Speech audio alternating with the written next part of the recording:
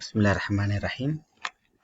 Dear students, this is the first question in the EOT 1. Here most of the questions are theory questions. So here I am not going to explain it. Just you can pause the video and you can note it down for the first EOT 1. They are asking define periodic motion. As my handwriting in the digital pad is not much good, I'm going to read it for you. In case if you have any doubt in writing these words, you can listen the video. Any type of motion that repeats itself at regular time intervals. Time period. Time taken for one complete cycle. Amplitude. Maximum displacement the object moves from the equilibrium position. Characteristics of simple harmonic motion. Back and forth motion about an equilibrium position. Just you think spring motion up and down, that is a back and forth, or the simple pendulum moving right to the mean position and from the mean position to the left and come back to the mean position, and this motion is going on. Restoring force is proportional to the displacement. This point is very important. Restoring force is proportional to the displacement and acts towards the equilibrium. Always it is acting towards the equilibrium. Period and frequency are constant. Acceleration is always directed towards the center, because when the simple pendulum is displaced from its mean position or the equilibrium position to the right side or to the left side,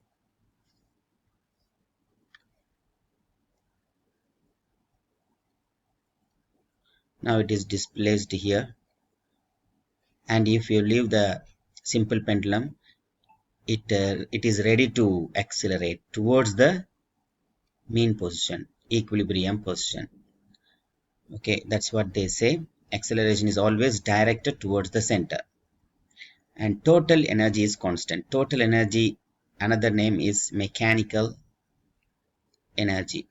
The mechanical energy or the total energy is always constant. So you can pause my video and then you can write it.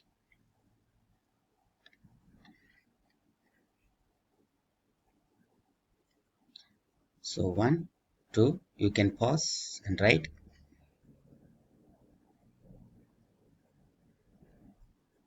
Question number 3 and 4.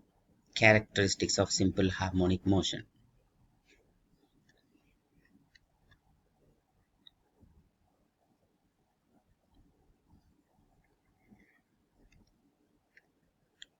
Now question number 2. Apply Hooke's law to calculate force.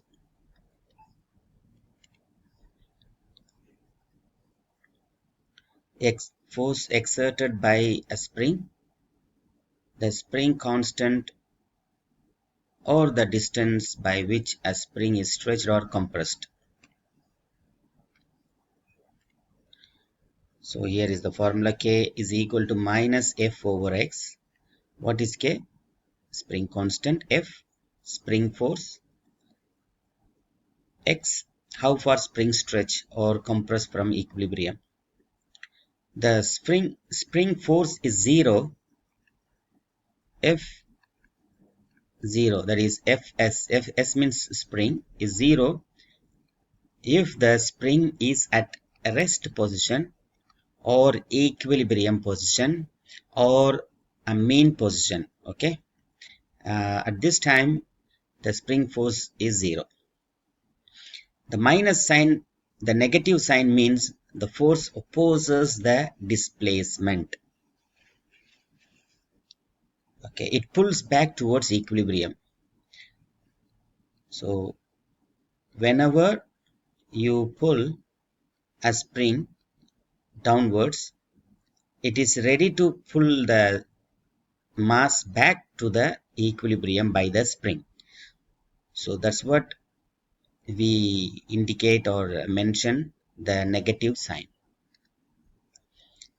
And they are asking about the spring constant. What is the spring constant? It measures stiffness. If the spring constant is bigger, which means it is harder to stretch. Spring constant is smaller, easier to stretch and compress. Unit Newton per meter. The graph idea, you can see here, there are two lines in the force versus displacement graph.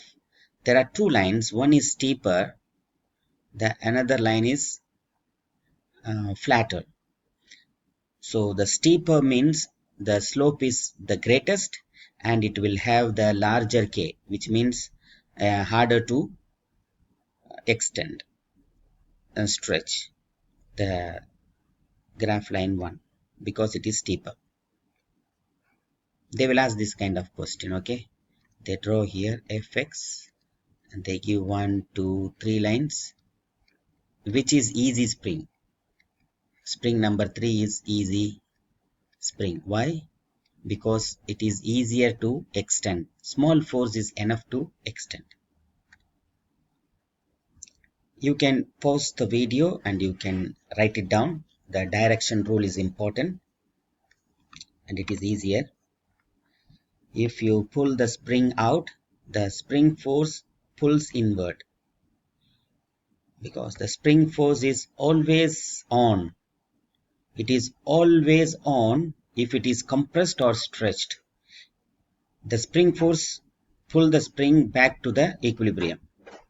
If you compress it, the spring force pushes outward, always towards the equilibrium. This is what I told. If you stretch or compress, the spring force work opposite direction. Elastic limit. Every material has elastic limit. If you apply force more than the elastic limit, it permanently stretches or breaks. You can pause and you can write it. I can read it for you. Hooke's law. Hooke's law works only up to a limit. If you stretch too far, the spring deform, and no longer force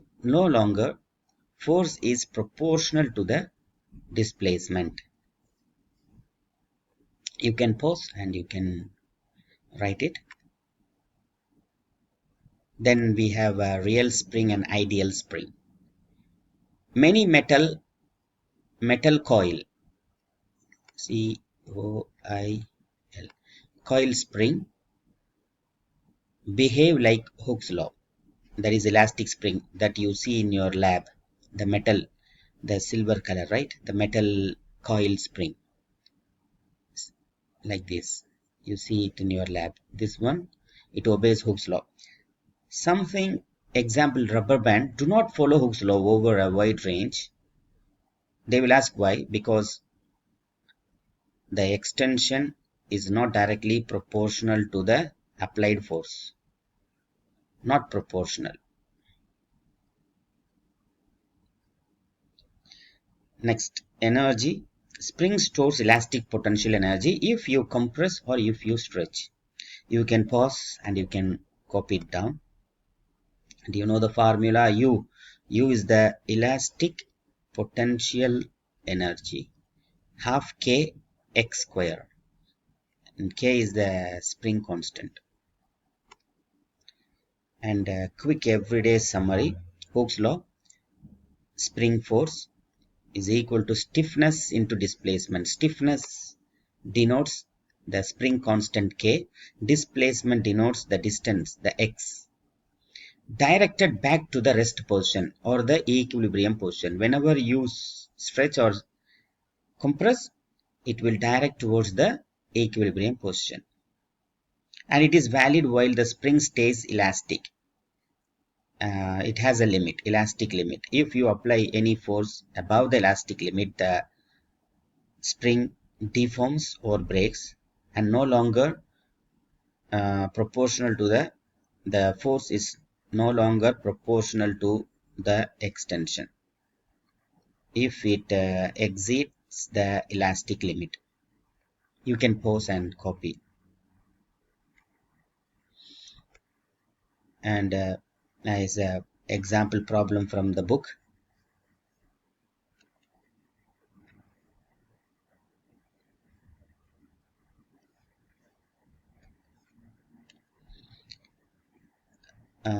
we have to find the spring constant, that is K, and the energy of a spring, that is energy of the spring is potential energy of the spring, because you are compressing or you are stretching, you have to find U.